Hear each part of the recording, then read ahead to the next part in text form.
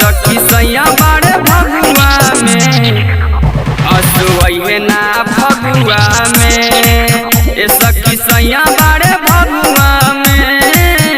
असुवैहे ना फगुआ में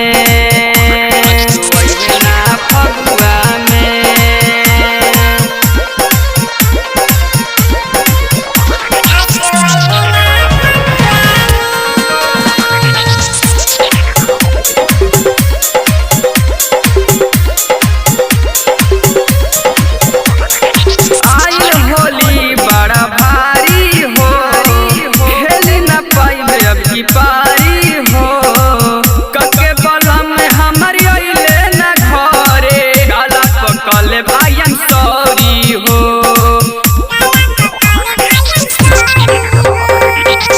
आई होली बड़ा भारी हो खेली न पाई अब की पारी हो कके बलम में हमर अइले न घरे गाला पकले भाईन सॉरी हो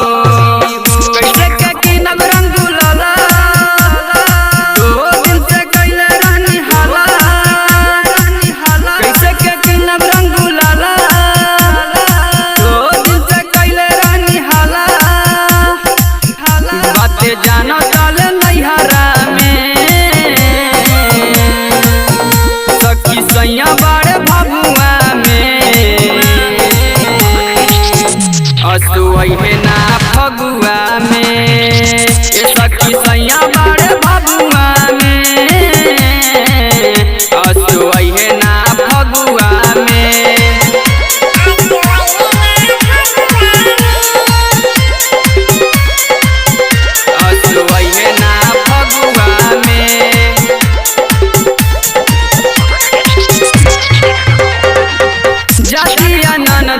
अकेली हो लेके अपन सहेली हो कल की हमरो के ले चल रंग खेले कल की होई झमेला हो जतिया ननदी अकेली हो लेके अपन सहेली हो कनी की हमरो के ले चल रंग खेले कलत की होई झमेला हो देवर भी रंग ले बड़े बोलस न खाली ताकत रे देवर जी भी रंग ले बड़े बोलस न खाली ताकत रे चंदे हाथी दोस्त तोहरा में नंदू भूपेंद्र बड़े भगुआ असुवैहे ना फगुआ में सखी सैया